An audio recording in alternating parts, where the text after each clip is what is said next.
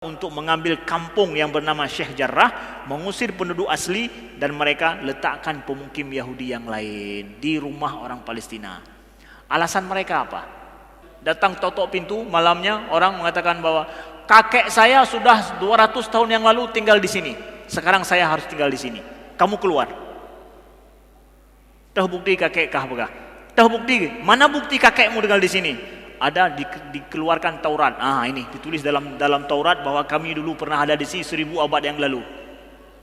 1000 tahun yang lalu. Lalu kemudian datang polisi mengatakan, datang polisi untuk apa? Mengusir orang yang asli saat ini tinggal di tempat itu. Bayangkan itu. Inilah mitos yang mereka buat. Lalu kemudian dia bilang lagi apa? Kalau saya tidak mencuri rumahmu, nanti akan ada orang lain yang akan mencuri rumahmu. Itu dia. Disebut oleh siapa? Oleh seorang pemukim Yahudi. Bayangkan bagaimana seorang Yahudi, seorang Israel, ya, seorang Zionis, ya, mereka bisa berkeyakinan seperti itu. Kan aneh itu, nggak masuk akal, nggak logis. Kok bisa begitu?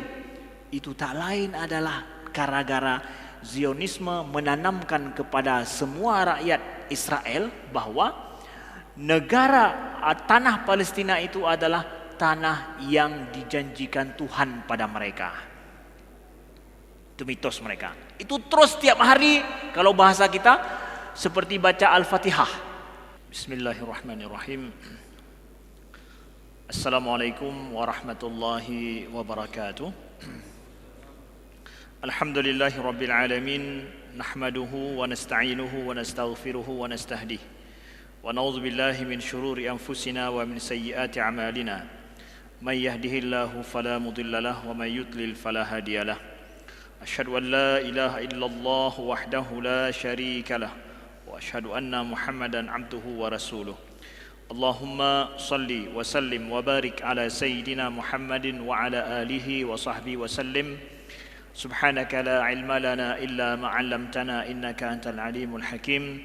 Allahumma 'allimna ma yanfa'una wanfa'na bima 'allamtana wa zidna ilma. Rabbi shrah li sadri wa yassir li amri wahlul 'uqdatam min lisani yafqahu qawli. Amma ba'du. Ahibati fillah, saudara-saudaraku yang dicintai dan dimuliakan Allah Subhanahu wa taala. Alhamdulillah, kita lanjutkan kajian kita. Pada pertemuan kali ini kita membahas tentang masalah mitos-mitos daripada pendudukan ataupun negara pendudukan Israel. Kita membahas tentang masalah qadhiyah Palestina, yang masalah ini ya perlu untuk kita bahas dalam bahasa Indonesia. Kami katakan perlu kita bahas dalam bahasa Indonesia adalah karena muslimin yang terbanyak di dunia itu ada di negeri Indonesia. Kemudian setelah itu juga adalah muslimin, setelah bahasa ini juga dipahami oleh Malaysia dan juga Singapura dan negara-negara muslim Asia Tenggara. Jadi perlu di sana narasi kita buat, dan perlu di sana pemahaman bagi muslimin yang berbahasa Indonesia, berbahasa Melayu, untuk memahami tentang masalah qadhiyah Palestina ini. Karena pembahasan tentang masalah negara Israel dan mitos-mitos negara Israel, ya, ini perlu dipahami banyak oleh muslimin di seluruh dunia, khususnya yang berbahasa Indonesia. Dan kita melanjutkan pembahasan kita tentang masalah mitos-mitos negara Israel, supaya kita akan lihat nanti, ya, negara Israel itu pada dasarnya dibangun atas apa. Jangan sampai kita salah paham tentang negara Israel. Pada saat ini terjadi masalah Palestina sudah 1 abad lamanya. Masih ada di antara kita di sini, khususnya di Indonesia juga, orang yang masih salut dengan Israel dan menganggap ada hak eksistensi Israel di tanah Palestina. Ada di antara kita. Kenapa ini ada? Karena masih minimnya literasi, masih minimnya pemahaman bagaimana mengakar tentang masalah negara Israel itu sendiri. Masih buta sejarah. Mungkin bagi sebahagian kawan-kawan yang menonton di TV One atau di YouTube dan yang lain, ada orang-orang yang bercerita tentang masalah pendidikan, masalah sejarah Palestina dan Yahudi, di mana di sana banyak yang mereka justru membela Israel, bukannya membela rakyat Palestina yang tertindas. Oleh sebab itu, kami ingin membuat rekaman khusus dan juga kita membahas khusus tentang masalah mitos-mitos pendirian negara Israel. Dan ini kami ambil, pembahasan kita ini adalah langsung daripada buku-buku yang dikarang oleh para pakar dan juga dikarang oleh orang Yahudi sendiri dan juga dikarang oleh pakar dari barat dan juga dari timur. Ya, rujukan saya adalah kepada mitos-mitos negara Israel yang ditulis oleh Roger Garudi, kemudian mitos-mitos negara Israel yang ditulis oleh Ilan Pape yang merupakan itu adalah sejarawan Israel sendiri yang diusir dari negeri Israel karena dia mengungkapkan sejarah Israel, mengungkapkan kekejaman Israel. Akhirnya dia sendiri harus hengkang lari ke negeri Inggris, tidak diizinkan tinggal di negara Yahudi karena dia membongkar permasalahan. Karena dia ada di sana akademisi di Israel yang memang dia menjelaskan apa adanya. Kemudian juga sumber kita dalam pembahasan kita ini adalah juga pakar Zionisme dari Timur Tengah yang bernama Dr. Abdul Wahab Al-Masiri rahimahullahu taala, satu-satunya orang yang menulis ensiklopedi tentang Yahudi dan Zionisme, ya, yang sampai 10 jilid ensiklopedi khusus membahas tentang masalah itu, ya, dan satu-satunya pakar di bidang Yahudi dan juga tentang masalah Zionisme. Kita merujuk kepada itu. Dan dalam hal ini di awal sekali kami ingin ceritakan bahwa ada 3 hal yang perlu kita pahami berbeda. Yang pertama adalah istilah dalam bahasa Arab disebut dengan Yahud, yang kedua Yahudiyah, yang ketiga adalah Suhyuniyah. Ada 3 istilah ini. Yahud dalam bahasa Arab atau Yahudi dalam bahasa kita itu adalah orang yang mereka itu menganut agama Yahudi, yang secara teknis ada kesamaan mereka semua mengakui dirinya sebagai orang yang mengimani agama yang bernama agama Yahudi. Itu dalam bahasa Arab diistilahkan dengan Yahud. Nah, orang Yahudi ini mereka terpencar di seluruh dunia. Setiap negara yang mereka tinggal menjadikan agama mereka itu mirip dengan agama di tempat mereka tinggal. Ada Yahudi di Ethiopia, ada Yahudi di Eropa Timur, di Rusia, ada Yahudi di Polandia, ada Yahudi di Jerman, ada Yahudi di Balkan, dan ada Yahudi negeri Arab, dan ada Yahudi negeri di Amerika. Setiap tempat mereka tinggal menjadikan orang Yahudi itu berbeda dengan yang lain.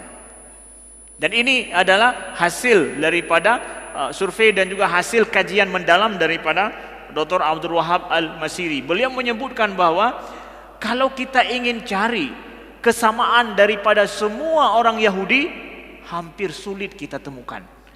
Jadi tidak ada seperti orang Muslim. Kalau orang Muslim, hampir apa yang dia yakini dan apa yang dia buat sama dalam masalah yang rukun-rukun, yang asasi. Salat, rukun iman, rukun Islam, semua sama. Tapi orang Yahudi tidak demikian adanya. Bahkan lebih aneh lagi kata beliau, Yahudi di Ethiopia itu mereka salatnya mirip dengan salat orang Islam dan ikut berjamaah di masjid. Kalau enggak ada dibuka sinagog tempat dia itu, maka bisa pergi dia ke tempat orang Islam. Salat dengan orang Islam. Dan sinagog dalam istilah agama dalam istilah Yahudi Ethiopia bukan sinagog, tapi namanya adalah masjid juga. Jadi tempat ibadah orang Yahudi Ethiopia itu diistilahkan dengan masjid. Mereka terpengaruh dengan tempat mereka tinggal. Jadi beginilah kondisi orang Yahudi secara umum kita katakan, tidak sama dengan orang Muslim, tidak sama dengan orang Kristen yang mereka mungkin adalah keyakinan mendasar yang mereka menjadikan sama. Orang Yahudi tidak demikian adanya. Mereka sungguh sangat berbeda-beda sekali. Dan di Israel mereka masalah identitas Yahudi sampai hari ini menjadi problem besar di negara mereka. Ada orang Yahudi yang tidak diakui mereka sebagai Yahudi. Ada. Ini problem besar di Israel. Jadi jangan kita pikir orang Israel itu menyatu, enggak. Yang bersumber dari Rusia, dari Amerika, kemudian dari Arab. Itu Yahudi ketika berkumpul di Israel itu saling menyalahkan satu sama lain. Karena apa? Asal kultur mereka dari negeri lain. Jadi ketika disatukan dalam satu tempat enggak nyatu dia. Jadi agama mereka tidak mampu menyatukan, akidah mereka tidak mampu menyatukan mereka. Ini harus kita paham.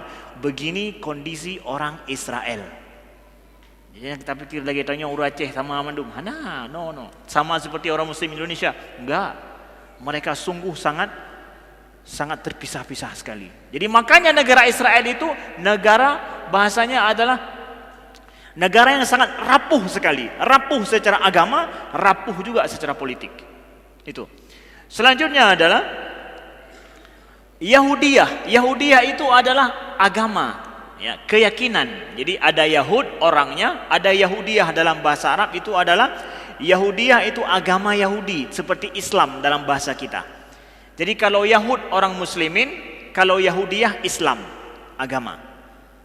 Jadi Yahudiyah ini adalah mereka, ya, agama yang ada asal usulnya kepada ajaran Nabi Musa yang kemudian lambat laun dalam sejarah diselewengkan sehingga tidak ada yang asli lagi menurut kita orang muslim. Tidak ada yang asli lagi, dan mereka ada kitab suci mereka yang mereka pegang, yaitu kitab atau bahasanya Taurat, ya. Taurat dengan 5 safarnya, ya. Kemudian selanjutnya di antara kalangan agama Yahudi mereka meyakini ada yang disebut dengan Talmud lagi, ya. Talmud itu apa? Talmud itu adalah penjelasan daripada para ulama mereka, dari hacham mereka, namanya hacham, agama mereka, daripada ulama-ulama mereka tentang apa yang ada dalam Taurat. Kalau bahasa kita ada hadis-hadis, tapi enggak sama dengan hadis sih, tafsir-tafsir. Jadi kumpulan tafsir-tafsir daripada Taurat disebut dengan Talmud. Jadi agama Yahudi mereka menganggap bahwa Talmud itu suci juga sama dengan Taurat, dan dalam Talmud ini banyak sekali mitos-mitos yang sangat mengerikan. Selanjutnya ada istilah Suhyuniyah atau Zionisme. Kita bedakan antara ada Yahudiyah selaku agama, kemudian Suhyuniyah atau Zionisme. Zionisme ini adalah paham, ya. Zionisme ini adalah paham nasionalisme dalam kalangan orang Yahudi yang mereka meyakini bahwa orang Yahudi itu mesti kembali memiliki sebuah negara khusus bagi mereka. Dan paham ini lahir di akhir abad ke-19 di tangan seorang jurnalis Yahudi bernama Theodor Herzl. Dia yang kemudian membangkitkan paham nasionalisme Yahudi untuk membentuk sebuah negara, ya. Yang kemudian negara ini enggak langsung negara Palestina, enggak. Pokoknya ada negara dulu. Mereka pergi ke Suriname, mereka pergi ke Madagaskar, mereka pergi ke Uganda, pergi ke Kongo, semuanya cari tempat bagaimana, di mana negara Yahudi kita buat. Yang sampai akhirnya, ya, mengerucut, ya, keputusan mereka untuk menjadikan Palestina sebagai tempat negara Yahudi, dan didukung, di backup oleh imperialis, yaitu Inggris pada saat itu, karena memang setelah pecahnya Kesultanan atau Khilafah Utsmaniyah tidak mampu lagi berkuasa di Palestina, jadilah Palestina di bawah mandat daripada orang Inggris, dan akhirnya Perdana Menteri Inggris atau Menteri Luar Negeri Inggris yaitu Balfour memberi izin kepada gerakan Zionisme pada saat itu untuk boleh kalian buat negara kalian di Palestina. Jadi Zionisme itu adalah gerakan dalam kalangan orang Yahudi yang ingin menjadikan orang Yahudi itu untuk memiliki sebuah negara. Asalnya Yahudi tidak memiliki negara dalam sejarah mereka, yaitu secara realita dari abad Masehi, ya, mereka tidak memiliki negara. Sebelum Masehi mereka ada, setelah Masehi mereka tidak memiliki negara sama sekali, masing-masing terpencar di seluruh dunia. Akhir abad ke-19 baru kemudian muncul semangat itu untuk membuat negara khusus bagi orang Yahudi oleh gerakan Zionisme. Maka dengan demikian kita paham Zionisme ini adalah merupakan gerakan politik. Ini bukan bahasa saya. Gerakan politik. Jadi bukan gerakan agama Yahudi pada dasarnya, tapi dia adalah gerakan politik yang mengatasnamakan agama Yahudi. Ya. Dan ini langsung disebutkan disebutkan di dalam Mausu'ah Suhyuniyah Israiliyah dalam ensiklopedi Zionisme Israel. Disebutkan apa? Mundu amin, ya. 1896 asbaha mustalah Suhyuniyah muradifan lil harakah siyasiyah allati assasaha Theodor Herzl. Bahwa sejak tahun 1896 Zionisme itu adalah sama dengan sinonim dengan gerakan politik. Ini bukan bahasa kami, bukan saya menuduh, tapi itu adalah dalam ensiklopedi Yahudi sendiri, Israel sendiri disebutkan bahwa Zionisme itu gerakan politik, politisasi agama Yahudi supaya mereka memiliki negara sendiri. Itu gerakan di dalam gerakan politik dalam tubuh orang Yahudi. Nah, oleh sebab itu kemudian kita lihat di sini disebutkan oleh Roger Garudi, banyak pakar-pakar asli dari Yahudi yang mereka enggan dan menantang tidak mau ada negara Yahudi. Tidak boleh ada negara Yahudi. Kenapa? Karena Tuhan tidak menyuruh Yahudi punya negara. Nah, kita lihat sekarang siapa-siapa saja orangnya. Contoh di sini kami disebutkan oleh pakar Yahudi sendiri. Ya, ini supaya kita paham. Pertama kita lihat adalah siapa? Yehuda Maginis. Yehuda Maginis itu adalah seorang pakar ahli agama Yahudi, orang yang pertama yang menjadi rektor Universitas Hebrew di Israel. Rektor pertama mereka. Dia sebutkan apa? Inna sawt Yahudi al-jadid yakhruj min fuhatil banadik. Hadhihi hiya Taurah al-jadidah li ardi Israel. Inna jununil quwah yumassiku bitalabibil alam bi asrihi wa nad Allah an yahfadana fala tansaqul yahudiyah wa ma sya'bu Israel ila hadal junun. Dia bilang apa? Suara Yahudi abad ini itu keluar daripada moncong senjata. Inilah dia Taurat yang baru yang dibuat oleh Israel. Dia menantang bahwa Israel berdiri dengan cara menembak dan berbuat kekerasan terhadap orang Palestina. Dia menganggap bahwa ini adalah Taurat baru. Taurat zaman dulu tidak ada demikian. Ini Taurat baru yang dibuat oleh negara Israel. Maka janganlah sampai kegilaan terhadap kekuatan materi ini ya menjadikan kita ini hancur dan binasa. Jadi janganlah sampai agama Yahudi ikut serta di dalam usaha ataupun kekerasan yang seperti itu. Dia sendiri menantang kekerasan negara Israel yang dibangun di atas kekerasan. Ini Taurat baru, Taurat zaman dulu tidak demikian menurut dia. Ya, ini langsung rektor pertama Universitas Hebrew dia bilang begitu. Kemudian Albert Einstein, kita tahu Albert Einstein orang Yahudi dia. Dia bilang apa? Firra'i anna tawassul ila ittifaq mal Arab wa qawamu an ya'ishu tarafan ma'an fi salam sayakunu amran akthar ta'aqulan fi insya' daulah Yahudiyah. Fa idraki li jawhar Yahudiyah yastadim bi fikrati insya' daulah Yahudiyah. Laha hudud wa jayshun masyru' sultatun dunyawiyah hatta walau kanat mutawadhi'ah. Nah, kata Albert Einstein dia bilang apa? Fa idraki ya li jauhar Yahudiyah, yang saya tahu tentang agama Yahudi ya, Albert Einstein bilang yang saya tahu tentang agama Yahudi itu bertentangan dengan ide membuat negara Yahudi. Bertentangan dengan ide membuat negara Yahudi yang memiliki batasan dan memiliki tentara dan memiliki kekuasaan walaupun sedikit adanya. Jadi pakar-pakar orang Yahudi sendiri menantang berdirinya negara Israel dari sejak awal. Maka dari sini jadi pertanyaan kita, apa juga yang menjadikan Israel bisa berdiri dengan gerakan Zionisme? Kuncinya adalah pada gerakan politik dalam agama Yahudi ini yang mereka berusaha dan bekerja sama dengan Nazi, bekerja sama dengan imperialis Inggris pada saat itu. yang kalau seandainya tidak ada Nazi dan juga tidak ada imperialis Inggris, mustahil mereka akan mampu untuk membuat negara mereka di Palestina.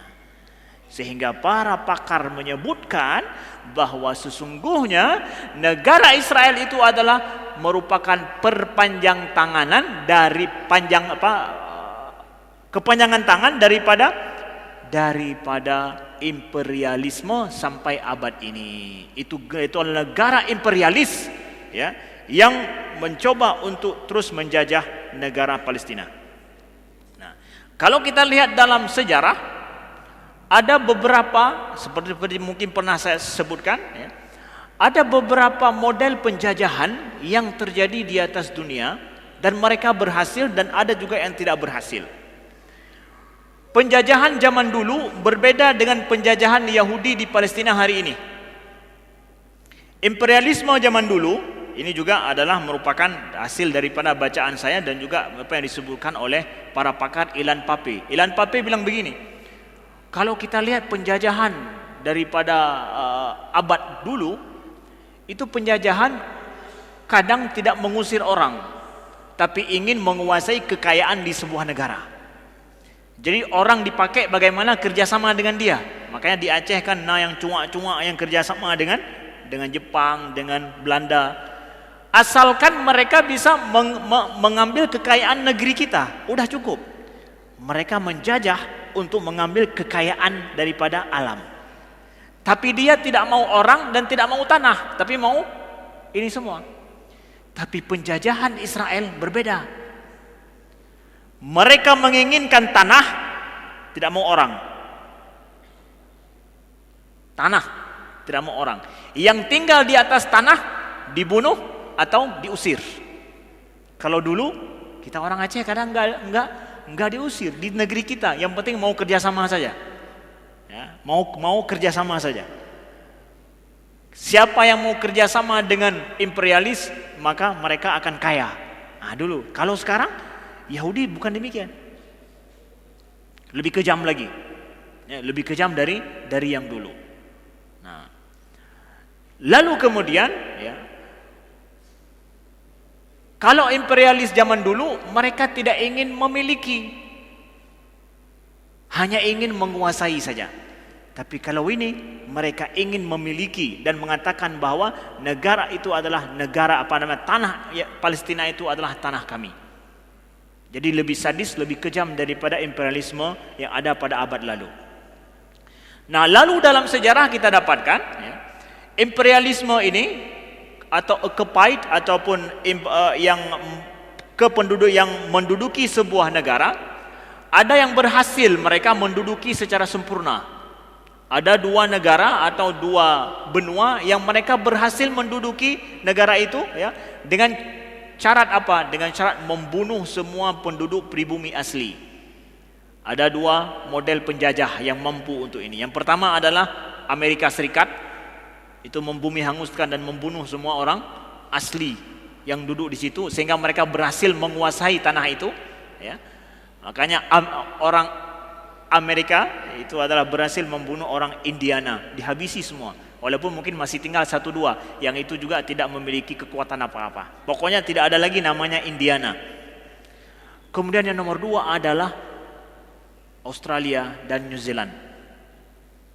Mereka berhasil menjajah dengan cara apa? Membunuh habis orang yang ada di atasnya. Kalaupun ada tinggal 1-2 untuk pajangan saja, untuk dilihat ini dia 1-2 orangnya modelnya tinggal. Tapi semua dihabisi. Model nomor 2, mereka menjajah tetapi tidak mampu menguasai. Ya. Contoh adalah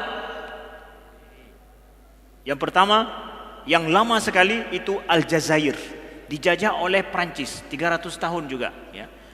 Prancis betul-betul ingin, kalau beda kita dengan Belanda. Belanda tidak ingin membunuh kita, ingin menguasai tanah kita dengan membunuh kita, bukan. Mereka ingin kerjasama. Tapi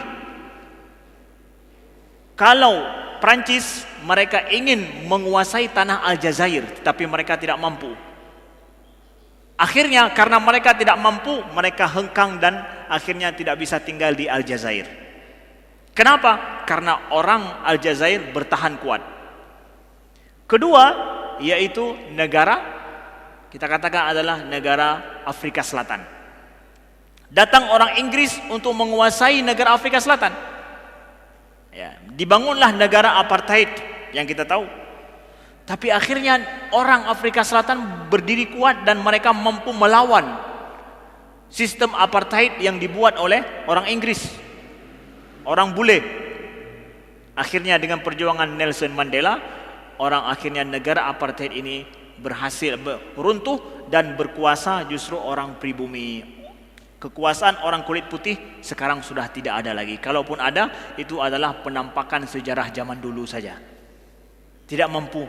Nah, sekarang yang nomor 3 mana? Ini adalah Palestina. Kasus Palestina persis dengan Aljazair, persis dengan Afrika Selatan, dan yang terakhir ini yang ada dalam sejarah adalah Palestina. Apakah mampu Israel supaya bisa berkuasa di negeri Palestina? Satu catatan mereka, hanya satu rumusannya. Apa? Menghabisi orang Palestina, tidak ada yang boleh tinggal di atas negara Palestina. Dengan cara membunuh atau dengan cara mengusir mereka. Kalau mereka tidak mampu membunuh orang Palestina, maka Israel akan hengkang dan tidak akan ada di Palestina. Makanya orang Arab paham bahwa pergolakan kita dengan Israel adalah bukan masalah perbatasan. Laisal hudud bal wujud, kata orang Arab. Khilafuna ma Israel khilaf laisal hudud walakinal wujud. Perbedaan kita, pergolakan kita dengan Israel bukan batas negara, tetapi eksistensi, keberadaan. Siapa yang berhak tinggal di sini? Dan inilah yang digaung-gaungkan oleh Zionisme. Ada 5 hal yang menjadi rukun Zionisme. Nah, mau saya kasih tahu. 5 hal rukun Zionisme yang kalau enggak percaya ini berarti bukan Zionis. Dan Zionis itu enggak mesti orang Yahudi. Zionis itu boleh jadi orang Indonesia yang berpaham Zionis. Ini perlu saya kasih tahu juga.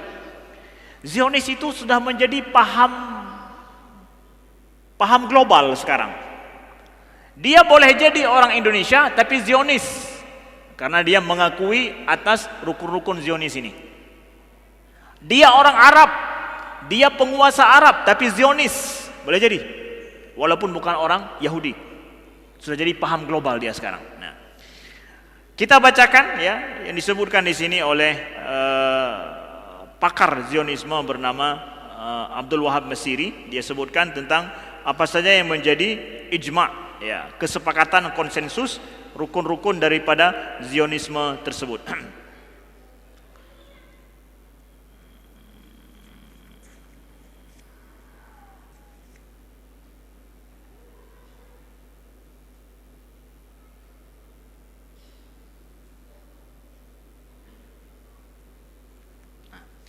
Yang pertama adalah la yumkin an yujad jaysh ghaira jaysh Israel bainal bahril al-mutawassit wa dhifa al-gharbiyah lin nahri Urdun. Orang Zionis mempercayai, dan ini menjadi keyakinan mereka, prinsip mereka adalah tidak boleh ada tentara kecuali tentara Israel mulai dari Laut Tengah sampai ke Sungai Jordan. Tidak boleh ada tentara lain, hanya tentara Israel yang boleh ada. Maka tidak pernah diakui ada tentara yang lain yang boleh bersenjata di Palestina, semua dianggap teroris. Nah, kedua, la yumkin fakul mustautanan al-qa'imah bil fi'li. Semua pemukiman Yahudi yang ada di Palestina itu tidak boleh sama sekali untuk dipindahkan ataupun diusir atau digulung. Tidak boleh ada. Yang kana tidak boleh berpindah. Kalau bisa tambah lagi. Jadi jangan pikir akan ada pemukim Yahudi yang sudah tinggal mereka siap untuk hengkang kaki, tidak. Yahudi sampai Zionisme sampai akhir darah mereka mempertahankan bagaimana pemukim Yahudi itu bukannya digusur tetapi ditambah lagi. Kalau ditambah maka mesti rakyat Palestina yang harus pergi. Karena tidak ada tanah kosong di Palestina itu. Tidak ada tanah kosong di Palestina. Semua ada penduduknya. Kalau mereka mengatakan demikian, maka cuma mau ada orang Yahudi atau ada orang Palestina. Kalau satu ada, lari yang lain. Begitulah. Maka kemarin yang terjadi di Syekh Jarrah adalah apa? Mereka mencoba untuk mengambil kampung yang bernama Syekh Jarrah, mengusir penduduk asli, dan mereka letakkan pemukim Yahudi yang lain di rumah orang Palestina. Alasan mereka apa? Mungkin di medsos kawan-kawan lihat. Salah seorang pemukim Yahudi, dia bilang, dia datang ke situ suruh keluar orang Palestina yang tinggal di rumah mereka. Bayangkan tinggal kita di jalan gabus, datang totok pintu malamnya, orang mengatakan bahwa kakek saya sudah 200 tahun yang lalu tinggal di sini, sekarang saya harus tinggal di sini, kamu keluar. Tahu bukti kakek kah begah? Tahu bukti? Mana bukti kakekmu tinggal di sini? Ada dikeluarkan Taurat. Ini ditulis dalam Taurat bahwa kami dulu pernah ada di sini 1000 abad yang lalu, 1000 tahun yang lalu. Lalu kemudian datang polisi mengatakan, datang polisi untuk apa? Mengusir orang yang asli saat ini tinggal di tempat itu. Bayangkan itu. Inilah mitos yang mereka buat. Lalu kemudian dia bilang lagi apa? Kalau saya tidak mencuri rumahmu, nanti akan ada orang lain yang akan mencuri rumahmu. Itu dia. Disebut oleh siapa? Oleh seorang pemukim Yahudi. Bayangkan bagaimana seorang Yahudi, seorang Israel, ya, seorang Zionis, ya, mereka bisa berkeyakinan seperti itu. Kan aneh itu, nggak masuk akal, nggak logis. Kok bisa begitu? Itu tak lain adalah gara-gara Zionisme menanamkan kepada semua rakyat Israel bahwa negara tanah Palestina itu adalah tanah yang dijanjikan Tuhan pada mereka. Itu mitos mereka. Itu terus tiap hari, kalau bahasa kita seperti baca Al-Fatihah. Ya, ukuran bahwa negeri tanah Palestina itu adalah tanah yang dijanjikan Tuhan kepada mereka, itu digaung-gaungkan terus seperti bahasa kita lagi tanya baca Al-Fatihah. Mitos mereka itu. Makanya sampai terjadi seperti itu. Kemudian Al-Quds hiyal asimah al-muwahhadah azaliyah li daulah suhyuniyah. Ijma' mereka prinsip Zionisme lagi supaya kita paham bahwa kota Quds, tanah Quds, termasuk itu Masjid Al-Aqsa, itu adalah merupakan ibu kota persatuan untuk negara Zionisme. Itu ijma' mereka, prinsip mereka. Jadi kita harus paham, ini sudah menjadi kesepakatan Zionisme bahwa Quds, kota Quds itu harus menjadi ibu kota negara Israel. Walaupun sekarang belum semua mereka kuasai. Tapi selama Zionisme Israel ada di sana, kota Quds akan diambil, lambat laun. Maka tinggal pilih, ada Israel, akan hilang kota Quds, atau selamat kota Quds, berarti hilang Israel. Betul-betul ini adalah eksistensi, keberadaan. Kemudian yang keempat, siyasatul amrul waqi' hiya siyasah al-wahidah la yumkin ittiba'uha mal Arab. Politik realisme. Mereka bilang begini bahwa politik Israel itu selalu adalah bersifatnya realita. Maksudnya apa? Mereka kalau bicara masalah politik, bicara masalah realita hari ini. Jangan bicara masalah sejarah. Ya, aneh loh. Ya. Kenapa? Realitanya kami ada hari ini di sini dan kami berhak ada di sini. Tapi kalau kita bicara seabad yang lalu, di mana kalian? Jangan ngomong itu. Ngomong adalah bahwa kami hari ini ada di sini. Itu politik realita yang selalu digembar-gemborkan oleh orang Zionisme. Tapi kalau bicara sejarah, dulu kalian di mana sebelum 1 abad yang lalu? Nggak ada kalian di sini. Jangan ngomong itu. Ngomong adalah bahwa kami ada di sini dan kami akan terus ada di sini. Itu politik mereka. Selanjutnya, as-siyadah al-Falastiniyah tashmulul Falastiniyin wa hasb la tashmul bi'ati halid al-ard. Kekuatan ataupun kekuasaan orang Palestina itu hanya berkuasa untuk orang-orang Palestina saja, tidak boleh berkuasa terhadap tanah Palestina. Hari ini orang Palestina mempunyai otoritas tidak? Ada Ada otoritas Palestina namanya. Abu Mazen sebagai presidennya. Orang Zionis mengatakan bahwa otoritas Palestina sementara ini hanya berkuasa dengan orang Palestina. Masalah negara atau tanah, no way, tidak ada. Tidak ada kekuasaan otoritas Palestina terhadap tanah Palestina. Jadi kita jangan terbohongi kalau kita mungkin kan orang Palestina punya presiden, dengan ada presiden kan mereka juga ada negara kan ada tanah. Di depan orang Israel, di depan Zionisme sepakat dan prinsip inti mereka, sementara otoritas Palestina itu hanya berkuasa terhadap orang Palestina. Ada orang Palestina, ada kuasa mereka. Enggak ada orang Palestina, hilang kuasa mereka. Mereka tidak memiliki tanah, tidak boleh berkuasa terhadap tanah. Maka dengan demikian kapanpun orang Israel siap untuk memperbesar negara mereka, mengambil terus batas-batas, menggurus orang Palestina. Satu-satunya negara di atas dunia yang tidak memiliki batas adalah Israel. Kenapa? Karena masih mereka terus akan mengambil. Ini harus paham kita. Nah, siapapun hari ini yang meyakini yang seperti ini, dia Zionis. Dia Zionis. Yang mengakui eksistensi Israel, eksistensi orang Yahudi di Palestina, dia Zionis. Karena makna eksistensi orang Yahudi, orang Israel di Palestina hari ini, itu maknanya adalah tidak boleh adanya orang Palestina. Tidak ada namanya dua negara, nggak ada dua negara. Karena bahasanya adalah perbedaan ini adalah eksistensi, bukan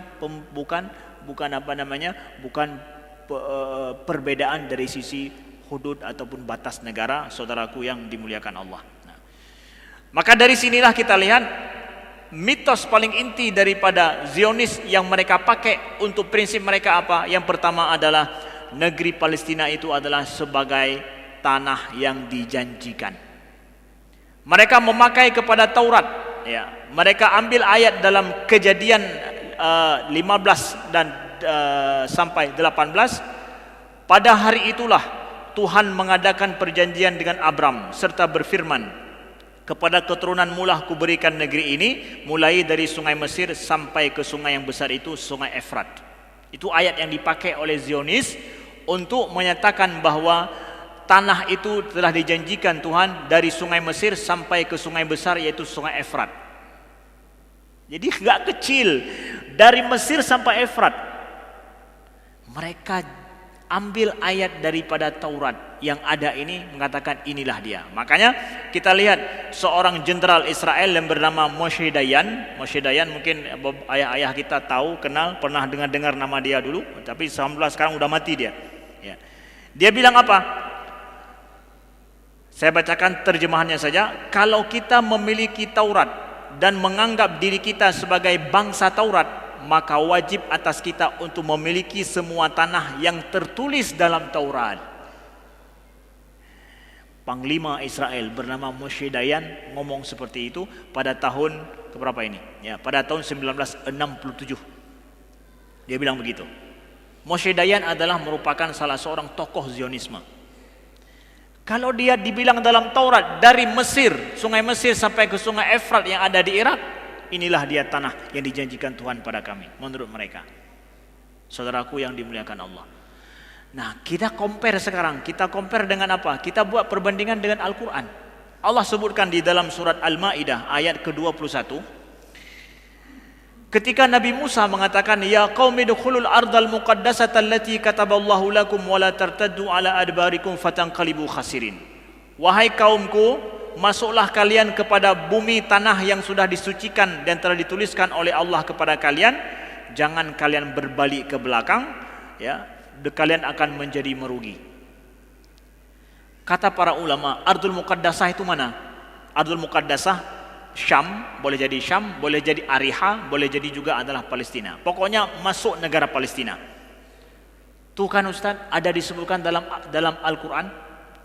Allah menyebutkan di dalam Al-Quran, mereka dituliskan untuk tinggal di sana bersama dengan orang Palestina, tidak untuk mengusir orang Palestina, bukan. Tinggal di sana bersama dengan orang Palestina. Kemudian Setelah itu mereka tidak mau masuk ke negeri Palestina. Mereka membangkang, ya Musa, inna fiha qauman jabbarin wa inna lan nadkhula hatta yakhruju minha. Kami enggak mau masuk. Ada orang jabbarin di situ. Orang-orang pribumi yang asli tinggal di situ, orang-orang tinggi besar. Enggak mau masuk mereka. Gara-gara mereka enggak mau masuk, Allah berfirman, fa innaha muharramatun alaihim. Negeri itu diharamkan bagi mereka. Dalam Al-Quran kami mempercayai bumi itu, tanah itu dijanjikan oleh Allah untuk orang-orang Yahudi kalau mereka taat pada Allah, mau taat ikut Allah. Tapi karena mereka tidak taat, tidak ikut perintah Allah, tidak ikut perintah daripada Nabi mereka, Al-Quran menyatakan tanah itu diharamkan bagi mereka. Jadi kalau ada hari ini mengambil ayat Taurat untuk menyatakan bahwa nih, kami dijanjikan dalam Taurat, kami katakan kami orang Muslim, tanah itu diharamkan bagi kalian. Mana ayatnya dalam Al-Quran kami? Jadi mau ikut yang mana ini? Kalian pegang Taurat, kami pegang Al-Quran. Maka kita yakin, ya, kita yakin bahwa ya, tanah Palestina itu adalah hanya dengan Islam saja orang Yahudi bisa tinggal di situ. Ustadz, kalau seandainya nanti misalkan orang Yahudi berdiri negara Palestina, orang Yahudi, orang Israel tidak ada lagi, seperti terjadi di Afrika Selatan. Apakah boleh orang Yahudi tinggal di situ? Boleh, kenapa tidak? Hanya dengan Islamlah orang Yahudi bebas tinggal di situ. Hari ini ada orang kulit putih di Afrika Selatan? Ada. Damai, aman mereka tinggal, nggak ada diusir dan dikejar. Kenapa? Karena mereka sistem apartheid yang mereka bangun, yang mereka buat sudah sirna, hilang. Sistem demokrasi yang ada. Begitu juga kalau Zionisme, negara Zionisme yang dibuat Israel ini hancur, hilang, boleh saja ada orang Yahudi tinggal di situ, boleh. Negeri Palestina kemudian dikuasai oleh orang Islam, mereka yang berkuasa di tanah Palestina, boleh saja orang Yahudi tinggal di situ, tapi tunduk patuh kepada aturan-aturan negara Palestina. Ya, seperti orang Cina tinggal di tempat kita, tunduk patuh kepada aturan negara. Dan dalam sejarah, orang Yahudi selalu aman tinggal dalam kekuasaan orang Islam. Ada Yahudi di Mesir. Sampai hari ini ada orang Yahudi di Mesir. Ada orang Yahudi di Maroko. Ada orang Yahudi di Andalusia dulu. Banyak sekali para ilmuwan Yahudi di Andalusia, termasuk adalah Ibnu Maimun.